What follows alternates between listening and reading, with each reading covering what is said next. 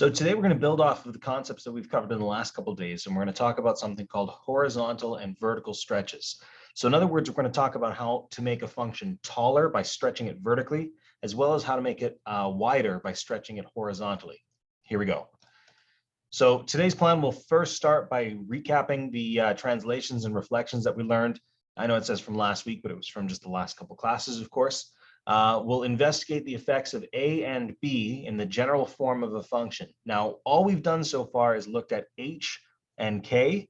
If you actually look on your formula sheet, you'll see that there's a couple other things to this. There's an A and a B here. Of course, we're multiplying the outside of the function and we're multiplying the inside of the function. You could think right now about what you think each of those will do, but we'll get to it when we get to it. We're going to do several examples today, and that's really an understatement. There's like tons of examples we're going to do today to really drive home this point, and then we'll get some practice time in. So another warning, it is going to be a busy lesson today. We've got a lot to cover. Obviously you can't ask questions during a video, but of course, if you're ever stuck on anything, please reach out. Here we go. So this is a little bit of review from before. It says not in notes because it never used to be. It's in your notes now, so don't worry about that. Given that the blue curve is the base function f of x equals x squared, find expressions in function notation, equation, and mapping notation to represent the transformed red curve g of x. So the question is telling us right now that this blue function is our f of x, and this red one is g of x. Now, if this is our original function, we want to figure out what transformations have happened to that original function to turn it into this new red one here on the left. Take a second here. You might even want to pause and think about what kind of transformations occurred just in words. And then if you really want to be bold, you can try putting it in function, equation, and mapping notation. See if you can give it a try. All right, I'm going to go over this now. If you gave it a try, great. If you didn't, whatever, it is what it is. Just in words, what happened to this is we moved it left, right, and 2 down. Or left, right, what did I just say that for? Left 3, sorry. What on earth am I saying? Left 3 and down 2. There we go. That's better, right? So in words, left 3, down 2. If we want to turn this into function notation, that would be a really good idea to start with that one. In function notation, we would say that that's y equals f of x plus 3. Remember, horizontal stuff happens on the inside, and left, for whatever reason, means plus. And then down 2, that means we have a minus 2 on the outside. So in function notation, without even referencing what our original function is, this is telling us we're moving that function f of x, we're moving it left 3 and down 2.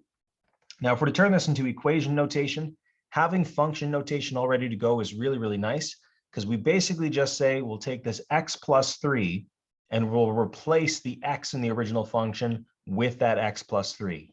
As for this minus 2, it's on the outside of the whole thing, so we just put a minus 2 on the end, right? Let me show you what I mean. This is going to be y equals, instead of x squared, we're going to write that as x plus 3 squared, and then we're going to have minus 2 on the outside of that function. One more we have to do here. We have to do mapping notation. This one definitely is a bit of a curveball, but I don't know, maybe I'll speak for myself. I actually quite enjoy mapping notation. Mapping notation is where we say what happens to any coordinate x, y. If we're moving x, y left 3 and then down 2, think about what that's doing to each of our coordinates there. Think about what it's doing to our x and think about what it's doing to our y.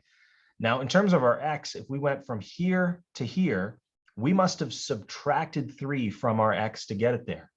This is always something that throws people. X minus 3 is going to be what we have in mapping notation, but in function and equation notation, it was the other way around. It's just a weird hurdle to get over. It's just kind of funny that way, but it is what it is. Now, in terms of the y direction is never really a big surprise. Think about what we did to our y values to move it down by 2. Well, of course, we just subtracted 2 from them. That, again, not a huge surprise, and it matches what you see in function and equation notation. So there it is. We have function, equation, and mapping notation for this transformation here. All 3 of them have their uses. Function notation is great for like just getting the bare bones basic, so you can get a good starting point to figure out how to get to equation notation. Equation notation is great because it tells us what's actually happening. That is something you straight up could put right into your graphing calculator. That is perfect. And then mapping notation is nice if we wanted to move one coordinate at a time. Obviously, we didn't need to in this case. We had the whole graph, but it is what it is. Anyway, moving on.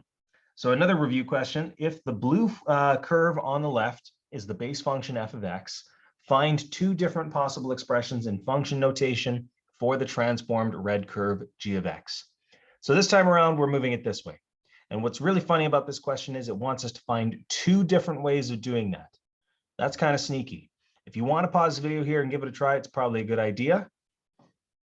But otherwise, I'll go over it. So two different ways. The way that is, in my opinion, a little bit more obvious. The way I think is a little more obvious is just take this function and move it to the right. Now, in terms of how far right we have to go, we have to say it moved over 1, 2, 3, 4, 5, 6. So it moved to the right by 6. So I could say right 6. And if it moved right 6, then in function notation, because that's what I wanted here, in function notation, that would just be y equals f of x minus 6. Obviously inside the brackets, because that's where a horizontal would take place. Now, if this wasn't a horizontal translation, right 6, the only other thing that I'm seeing is this could have been a horizontal reflection. So a horizontal reflection is one where we flip it over the y-axis. Both of these are equal distant away from that y-axis there, so it totally would count as a horizontal reflection. Now, in case you've forgotten what a horizontal reflection is like, maybe I'll start by writing that, horizontal reflection. In case you wondered what a horizontal reflection is like, or you don't remember from the last class, it's just where we take a -1 and we multiply the inside of our function by that. If you multiply the inside of your function by -1, it just flips all of your x values over to the other side. So whether they were negative and moving them positive, or if they were positive and moving them negative. So long story short, in function notation, that's just going to be y equals f of -x. Make sure the negative goes inside the brackets here because we wanted it to be a horizontal reflection. If it was a vertical reflection up and down, the negative would have to be on the outside of that function. Anyway, we got one more review question here before we get to the real meat and potatoes of today. I call this one a challenge question just because it's getting us thinking a little bit more algebraically. The graph of y equals x squared, that's this graph right here, doesn't change when reflected about the y-axis. So in other words, it doesn't change if we reflected it horizontally. But the real question is why? You know, why wouldn't this change? Now, I think visually you can see, okay, this is going to flip over here and this is going to flip over here, and they don't move. But we want to justify our answer algebraically using what we've learned about reflections. If you think you have an idea on how to take this one apart, feel free to pause the video and give it a try. But aside from that, I'm going to go over it. If we are reflecting this in the y-axis, that's a horizontal reflection, right? Now, a horizontal reflection, as we saw in that last example, is where we put a -1 on the inside of the function notation. So in other words, y equals f of -x.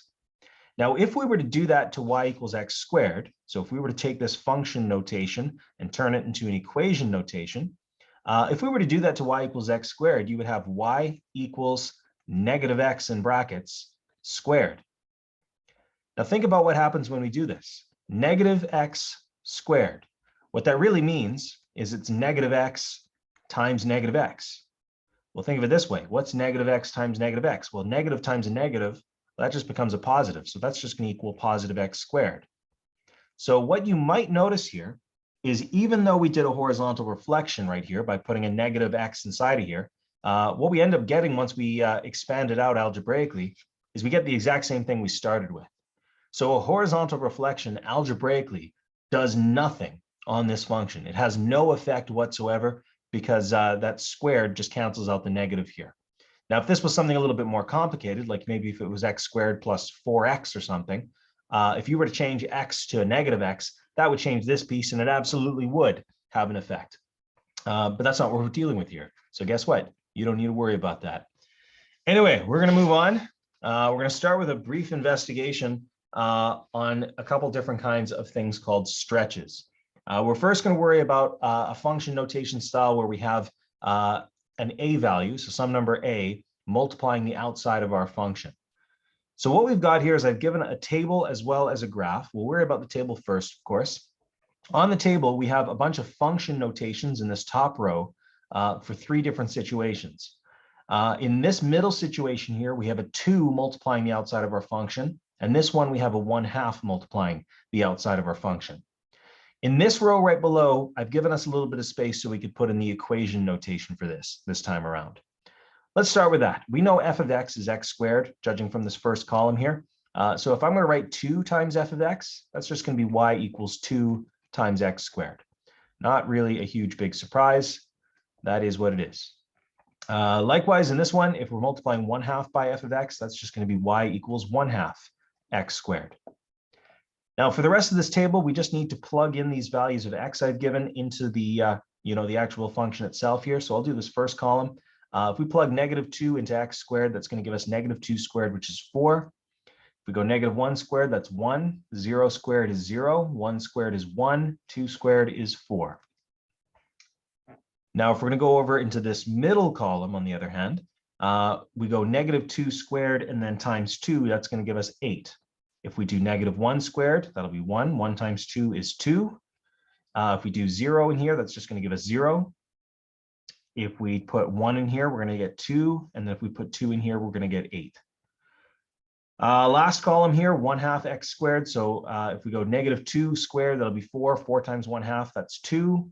If we plug -1 into this, that's going to give us 0.5. If we plug 0 into this, we'll get 0. Plug 1 into this, we'll get 0.5. And if we plug 2 into that, 1/2 times 2 squared again is 2. Again, I just did that really quick. If you wanted to like actually stop and do the math on your own, go for it. But it is what it is. So now as for this graph, we need to graph all 3 of these functions on this grid. Just like I did in the previous video, I'm actually going to color code this. So if you have different colors, pens or pencils, might be a good idea to have them here. You don't need to by any stretch, but it is what it is. Let me graph this first column using red. It's just y equals x squared, so there's no big surprise. Matter of fact, I'm going to start at 0, 0. And then we have 1, 1, and -1, 1. And then we have 2, 4, and -2, 4. And because this is just x squared, let's be real here. Hopefully we know when x is 3, we have y is 9. And when x is -3, we have y is 9 as well. Just to polish this off, I'll try drawing. Oh, that was bad. I'll try drawing this. Here we go. Awesome. And then over here. There we go. That wasn't too terribly bad. Now I'm going to change pen color, of course, as is tradition here. And I'm going to graph this next one in blue. This one we'll want to rely a little bit more on these points that we put on here. So when x is -2, y is +8. So -2, +8. There's a point. When we have x is -1, we have y is 2. There's a point right there. When x is 0, y is 0. Point right there. And then when it's 1, we have 2. And when it's 2, we have 8. Once again, we want to connect our dots here. And what do you know?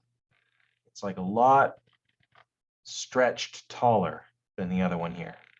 It's almost hard to draw this. There we go. Not too horrible. Last one we'll draw here is y is 1/2 x squared. I'm going to do this one with green. When x is -2, y is +2. When x is -1, y is 0.5. That gets a little tight to graph, but we'll do our best. Then we have 0, 0, and then we have 1, 0.5, and we have 2, 2. Now, if you wanted to go really crazy here, just to get some more points in, you could plug in x is 3. That'd be 1/2 times 3 squared, which is 1/2 times 9. So when x is 3, y would be 4.5. And then same with when it's -3, it would also be 4.5. Now, that's probably as far as we need to go. I don't really need to go too much further than this. So I think the graph is going to look something like this over here. Keep on going. There we go. That's probably good enough.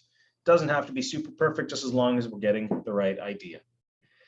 So if you take a look at this and you consider the fact that the red function that I put on there is the original, I want you to see what the value of this a value out in front is really doing to each of our functions here.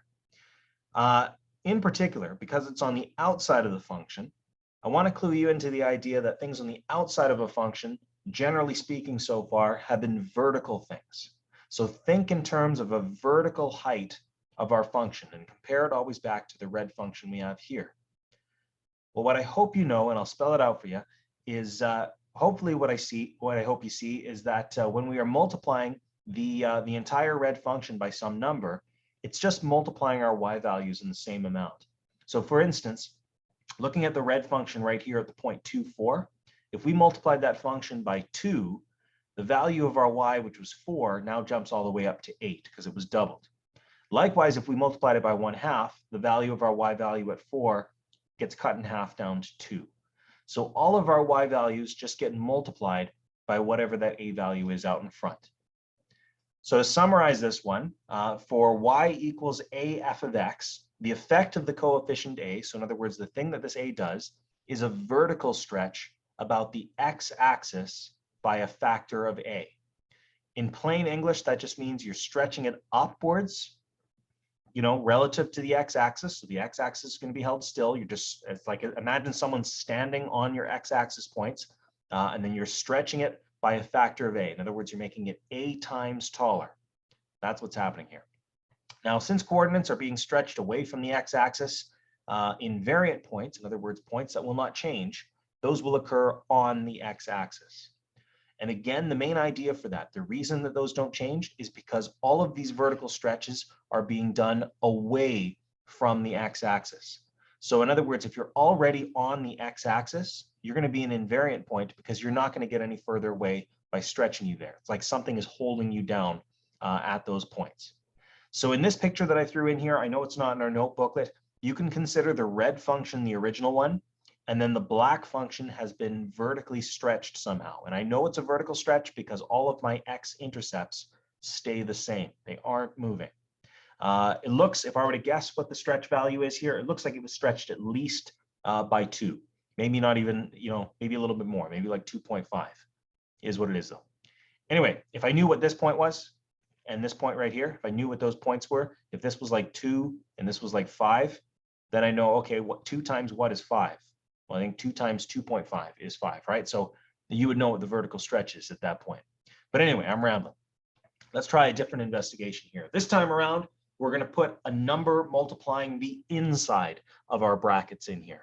You probably could take a guess at what this one does, but I'm going to give you a hint just so you can prepare yourself. It's going to seem a little bit backwards to what you might be thinking. Let me show you what I mean.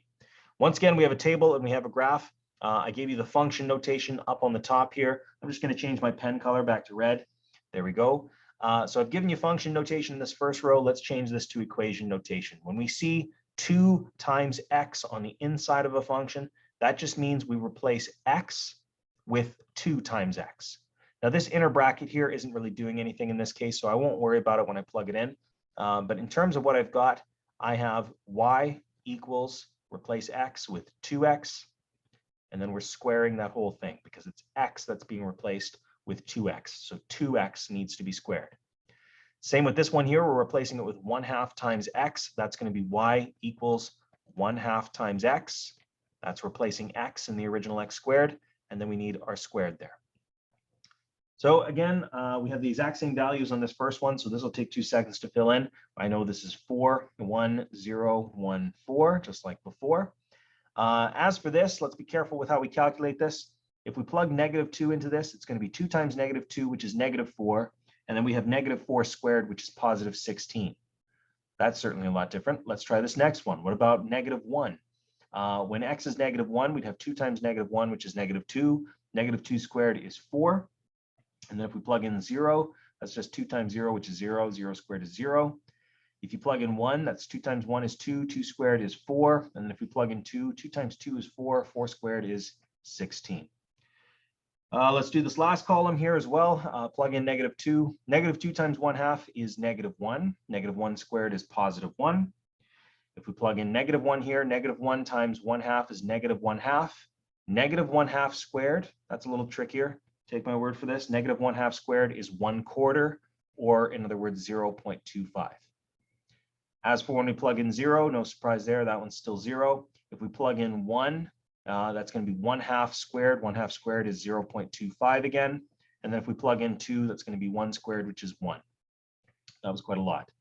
Anyway, let's graph this. The good news is that first graph, f of x, is the same as before. Let's see how I can get this done. Again, I want it to look somewhat nice, so I don't want to go too quick with this, but I'm actually going to put the 3 and 9 point in here again, just for a little extra accuracy. There we go. That arm wasn't bad. Let's see how bad I can butcher this one though. Ooh, not too horrible. There we go. Ooh, it's getting worse. Let's try fixing that. Good enough. Good enough. It's a bit rocky, but it'll work. Anyway, let's graph these other ones. This is where it's going to get a little more interesting. I'm going to graph this one in blue. Let's certainly rely on the points that we've got on here. This one first, though, negative 216 is off the charts. I won't worry about that one, so I'll start by worrying about -1. When x is -1, y is 4. So we got a point right there. When x is 0, y is 0. There we are. When x is 1, y is 4. And then when x is 2, y is 16. That's off the charts. So the best I can draw this one is looking something like this. There we go. And then same with this one. I think that'll have to do. There we go. So that's that middle column. Next one we'll do is this one right here, y equals 1/2 x squared. Well, we got to rely on these points again. So when x is -2, y is 1. So that would put us right there. When x is -1, y is 0.25. That's going to put us way down here. When x is 0, y is 0. And then when x is 1, we have 0.25 again. And then when x is 2, y is 1. This one's pretty crazy for sure. Let's see what I can do with something like this. I think if I were to graph this, it would probably look something like that. That's just a guess though. Same with this one here. I would say it's going to look something. Ooh, this side's a lot more miserable. There we go. Something like that. Okay. So this one isn't quite as obvious. I want you to focus in and look at this by looking straight at the red function that we graphed there. Now, I also want you to focus in, let's just say, on the blue one. We're going to compare red and blue for a second. Now, think about how the 2 on the inside of the function has moved your points. Now, you might have been able to predict earlier on that since this is on the inside of our function, it's going to be some sort of horizontal stretch. So in other words, I don't want you to worry about your y value. I just want you to be looking left and right at this and think about how it affected it horizontally. It's going to seem a little bit backwards. Let's focus in for a second just on these points right here. These points right here are interesting. On the original function, we have it at -2, 4. But then on this function, we have it at -1, 4. What's happened here is it's like we've divided this point by our a value. So it's like we divided our point by 2. Now, dividing in math is often a little weird. So instead of thinking of it as dividing, I want you to think that you took your x value and you multiplied it not by what your b value is here, but rather by 1 over your b value. Multiplying by 1 over something is the same thing as dividing by that something in the first place. So this might be a little bit more of a, I don't know, a little bit more of an elegant or workable way of dealing with this. If we wanted to compare some other ones here as well, you could look at the red function and the green function. Notice on this case, we have an original point here at -1, 1, but then on the green function, it was -2, 1. Now our b value in that case was 1/2. If we're saying we timesed x times 1 over 1/2, well, 1 over 1/2 is actually the same thing as timesing by 2, right? So this kind of strategy we figured out here, or I figured out and kind of spelled out to you. Maybe you saw it too, I don't know. This strategy that we put together certainly works for more than one different case. Let's actually formalize this rather than rambling. So to formalize this, for y equals f of bx, so where we have a b on the inside of the function, multiplying your x, of course, the effect of the coefficient b is a horizontal stretch about the y-axis by a factor of 1 over b. That's really weird, right? So just like when we were moving things left and right in terms of a translation, the horizontal stuff is a lot more backwards than it might seem. This one especially, making it 1 over b, really bizarre. Since coordinates are being stretched away from the y-axis, invariant points will occur on the y-axis itself. So in other words, just like before where we were stretching things vertically and the things that were sitting on the x-axis were being held still, this time around anything that's on the y-axis will be held still. And there's only usually one thing on the y-axis. In this case, it's right there, and it didn't end up moving, right? If you wanted to compare and say that the red function was the original and the black function was the stretched one, you can compare something like this point, and then you can see it stretched to this point. It looks like it doubled its distance away from that y-axis. I guess another point you could choose, you could pick this point. That point moved to over here. That also looks like it doubled its distance away from the y-axis. So I would bet that in this case, we multiplied everything by 2. But that's where things are a little bit backwards. If we're multiplying by 2, that means 2 is 1 over b. So 2 isn't actually our b value here. 2 is what we multiplied by. In other words, what our factor was. So 2 is 1 over b. If you wanted to find for b, you'd have to times by b on both sides and then divide by 2. So b in this case was actually 1/2 if the red function was the original. It's really weird. These are the kind of things that really take a lot of practice. Nobody likes the horizontal stretches at all. These are the toughest of the bunch. But the good news is this is the last kind of stretch or translation or transformation or whatever. This is the last real one that we'll actually be looking at. So yay, look at that. We've already covered everything we need to know on those ones. But now, of course, we need to get some practice in. So we'll do a little bit of, well, not even a little bit. We'll do a ton of examples here. We've got a whole page, both sides of examples. Let's see how we can get these ones done, though. Describe the stretch applied to the equations. Just keep in mind, these might be mixed. There's no guarantee it's just horizontal. These might be a little bit mixed. So let's keep a close eye out. What this is saying is we're starting with an original function on the left, and then it's becoming this new function on the right. What do we notice that's changed here? Well, I think the obvious change is they put a 4 inside the function here. Now, notice the words I used. I said they put a 4 inside the function. If something happens inside of a function, we know it must be horizontal. Stuff inside a function is horizontal every single time. Now, here's the question, though. If we're describing the stretch, we can't just say it's a horizontal stretch. It's not enough right there. We have to say what it's being multiplied by. So a horizontal stretch by, notice this is 4 in here. Horizontal stretches are kind of backwards. You're not going to be multiplying the x values of this original by 4. You're going to be multiplying them by 1 over 4. If you don't believe me, feel free to take this function, plug it into your calculator, like into y1, and graph it, and then plug this one into y2. What you'll notice is the function will be stretched by 1/4. In other words, it's going to be made a lot more narrow. All of the x values on the original function will have been multiplied by 1/4 to make them much more close to the y-axis. Again, you can always try it if you wish, or you can just take my word for it. It is what it is. All right, on this next one, we have this function here, and then this time we have a 3 on the outside of the whole thing. Look at that. It's on the outside of the whole thing. Well, if something's on the outside of the whole thing, that tells you it must be vertical. So this is a vertical, and it's a stretch because it's multiplying, so vertical stretch. But we also have to list what we're multiplying things by. Here's the good news. Vertical stuff, awesome. They work like a charm, right? So the fact that we see a 3 on the outside here, that's our vertical stretch. So we have a vertical stretch by a factor of 3. Awesome. Couple more on this same kind of question. Y equals x squared becomes y equals 4x squared. Obviously, the change here is they put a 4 here. Think about what that is. Is that on the inside of the function or is it on the outside of the function?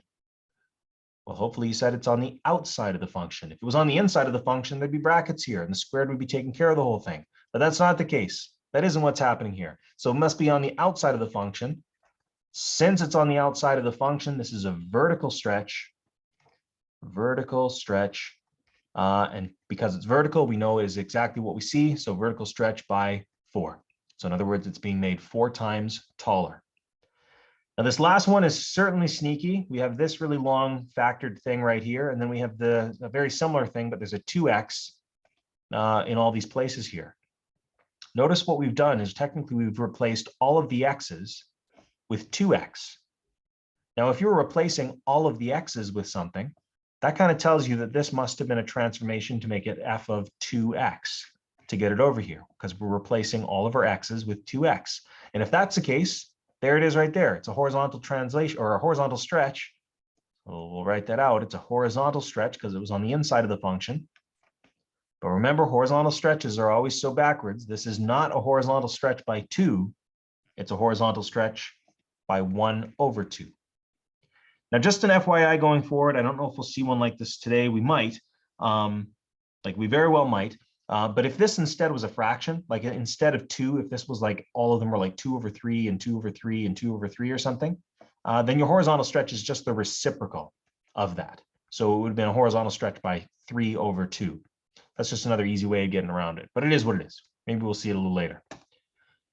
All right, here's the next example. The graph of y equals f of x is shown. Sketch the graph of y equals f of 2x. State the coordinates of any invariant points. Well, let's first think about what kind of a transformation this is, right? This is a stretch, but it's happening on the inside. So this is a horizontal stretch by 1 over 2. What that means is we're just going to multiply all of our x values by 1 over 2. That's it, right? Now, this might be a really good opportunity for us to use mapping notation, actually. We haven't looked at mapping notation for a stretch yet, but mapping notation is just what I would have just said there. Mapping notation is where we're multiplying all of our x values by our horizontal stretch factor. So in other words, we're going to go 1/2 times x, and meanwhile, y is just going to stay exactly the same. This will help us move all these points. Like, this will help a lot. Mapping notation is really useful when we want to move one point at a time. So why not use it, right? We'll start with this first one. If we're moving -2, 0, well, 1/2 times -2 is -1, and then 0 is just going to stay 0. So we're going to have a point right there. As for this next one, 0, 3, if we go 1/2 times 0, that's still 0, and then 3 is just going to stay the same. So that point isn't going to move. Matter of fact, let's get this over and done with. Notice it said state the coordinates of any invariant points. There it is right there. There's an invariant point. There's our coordinate. Maybe I shouldn't circle it. Maybe I'll just like underline it. There we go. What about this one? 2, 4. So 1/2 times 2, well, that'll be 1. And then 4 just stays as 4. So we're going to have 1, 4. And then we have this one, 4, 3. 1/2 times 4 is 2. 3 is just going to stay the same. We've got that right there. And then this last one, 6, 0. 1/2 times 6 is 3. 0 is going to stay 0. There we are. And let's connect that with our curve. There's that. And then there's, ooh, this is really rocky. There we go. There's that. Perfect. So it looks like we actually took care of this. So we sketched the graph of this. It was a horizontal stretch by 1/2. So notice horizontally, just in terms of left and right, it's 1/2 as wide as it used to be. So it's a horizontal stretch by 1/2. We made it a lot more thin, right? Moving on. Next one, sketch the graph of 3y equals f of x and state any invariant points. Hopefully by now we should see, we hate having y have anything attached to it. Like, we should always have y by itself. Let's divide by 3 on both sides. But dividing by 3 is going to make it look like this. Y equals f of x over 3. And that's kind of gross too. So let's think about this as being a multiplication rather than as a division. This would be the same thing as saying y equals 1/3 times fx, right? Now, in this case, we have 1/3 multiplying the outside of the function. Hopefully you realize when something's on the outside of the function, that's a vertical stretch by exactly what you see. So by 1/3. Now, if we want, we can use mapping notation again on this one as well. Vertical stretches, they affect your y values. So if we want to do mapping notation, we could say xy is going to become x and then 1/3 times y. And again, that's a nice thing about mapping notation with a vertical stretch. What you see in your vertical stretch is exactly what you put in there, right? Like this number is exactly what we put in there. Anyway, let's take our points here. I'm just going to approximate some of these. So I'm just going to put them on here already. None of them look exactly perfect, but if we make a close approximation, it's going to be good enough. I'm going to switch my pen back to red. I don't know why I didn't do that already. Anyway, so I'll move each of these points, 1, 2, 3, 4 points. I'll move them using that vertical stretch in our mapping notation here. So the x values are going to stay the same. It's just the y values that are being multiplied. So this one is going to stay the same in terms of x, but 6 is going to be multiplied by 1/3. That's going to move it down to 2. This one right here, looks like that's at 3 roughly. I know it's a little below 3, but we'll use our imagination here. X is going to stay the same, but 3 is going to multiply by 1/3. That's going to drop it down to about 1. This one down here is -3, so we're going to drop that down. -3 times 1/3 is -1. And then this one way over here, it's at -9. -9 times 1/3 is -3, so that moves it up there. Now, if we were to connect these dots with some lines, it looks like it would be something like that. Ooh, that's a little off, but you get the idea, right? Now, it says state any invariant points. In this case, it might not be quite as clear, but remember, an invariant point is a point that does not actually move. there is only one invariant point here. There's only one true invariant point here, I should say. And remember, because we're doing a vertical stretch, it's about our x-axis. So anything that was on our x-axis already is an invariant point. So this was the only thing that was on our x-axis. So our coordinate of our invariant point, let me just write it over here, invariant point. The coordinate of the invariant point looks like it's going to be -3, 0. There we go. Okay, a couple more questions here and then a quick summary. Here we go. I think these ones go a little quicker. So the function y equals f of x is transformed to this. So notice we're using an a and a b.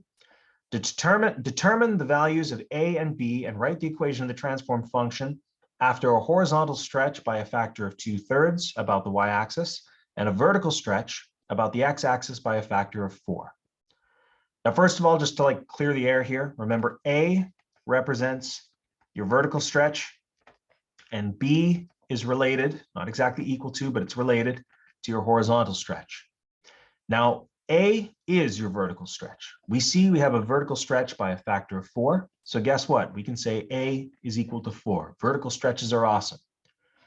B, however, is related to the horizontal stretch.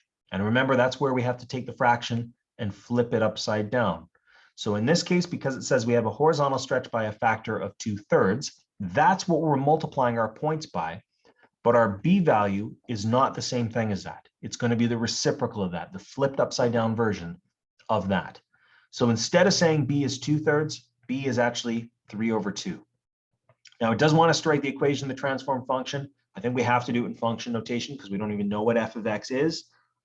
So in terms of function notation, we'll say this is y equals, and then a, which is 4, f of b, which is 3/2, x.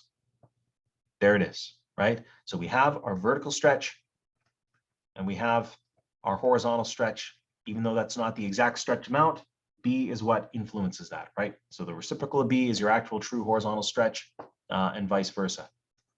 Moving on.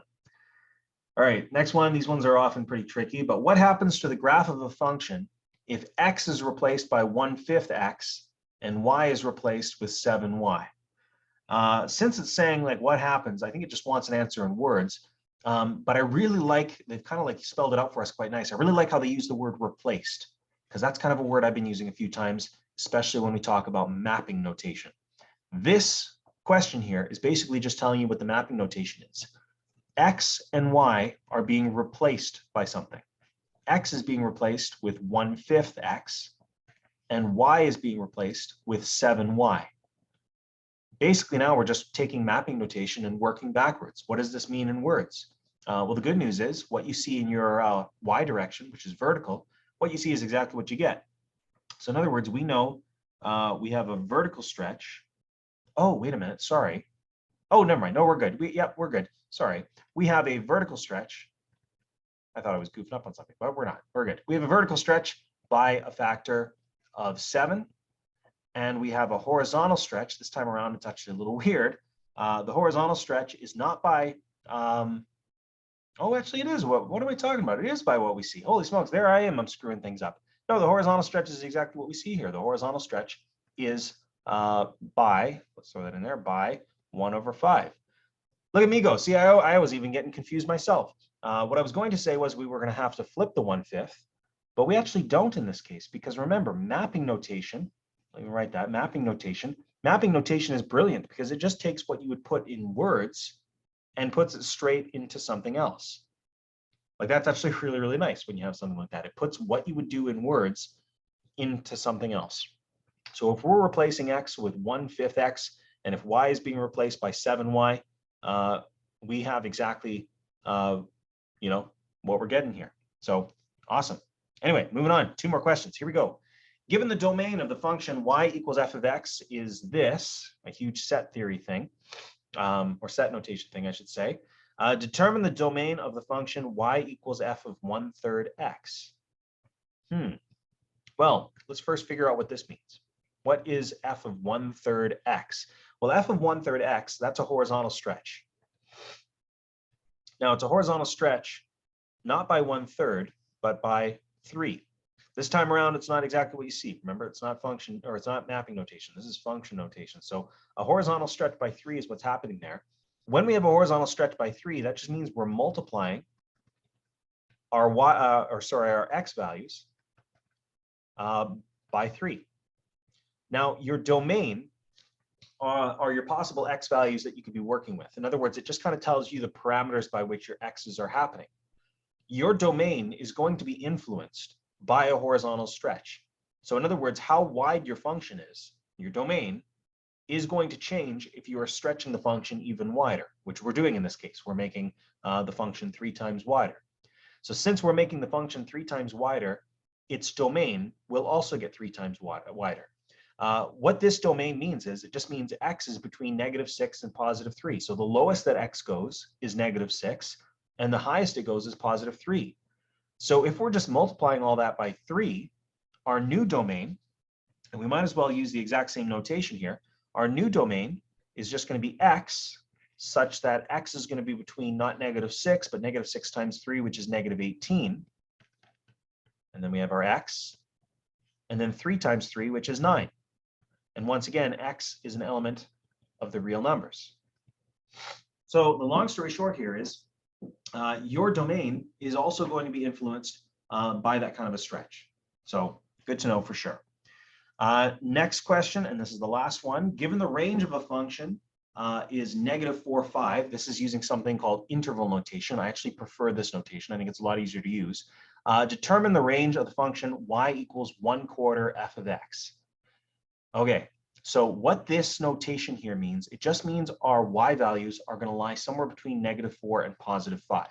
So the lowest our function is going to go is -5, and the -4, and the highest it's going to go is +5. Now this right here, this 1/4, think about what kind of a stretch that is. That's a vertical stretch by 1/4. In other words, all of your y values are going to be multiplied by 1/4 by this kind of a vertical stretch. It's going to make it a lot more squished, right? You're not stretching it taller, really. It's stretching by a fraction, so it's going to be making it a lot more squished. So really, once again, just like the last one, you can just use your vertical stretch amount and multiply your range by that. So our new range this time around is going to be -4 times 1/4, which is -1.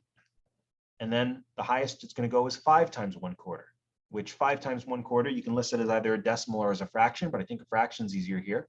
It's 5/4.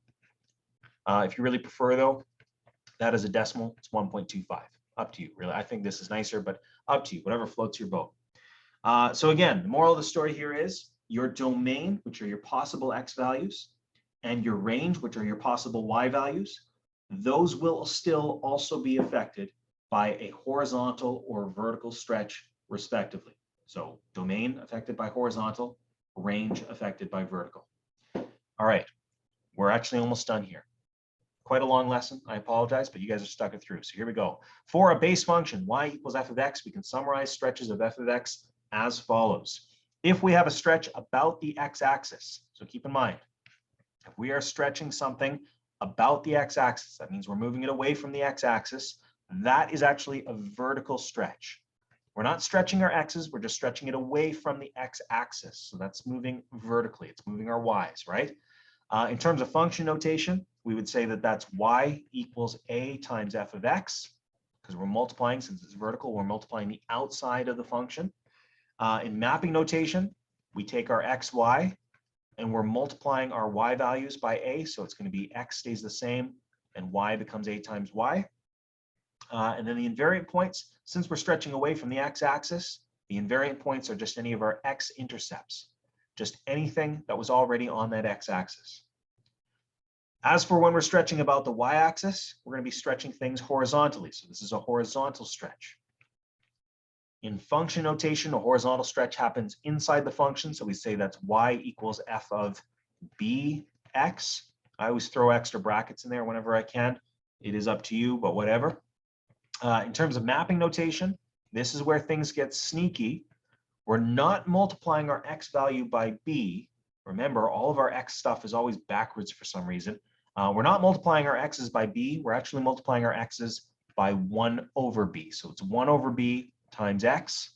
Whereas meanwhile, since it's a horizontal stretch, you're going this way. your y stays the same. Now, lastly, in terms of invariant points, points that are not going to move if you're stretching things away from the y-axis are things that are already on the y-axis, and we would call those y-intercepts. Those would be the points that are invariant. They're the points that are going to stay the same. There we go. That's our lesson in a nutshell. So for practice, you guys do need to complete those questions, page 28 right there. Additionally, after this lesson, you guys receive our chapter 1 assignment. You can start plugging away on that as well. As always, if you have any questions, please let me know.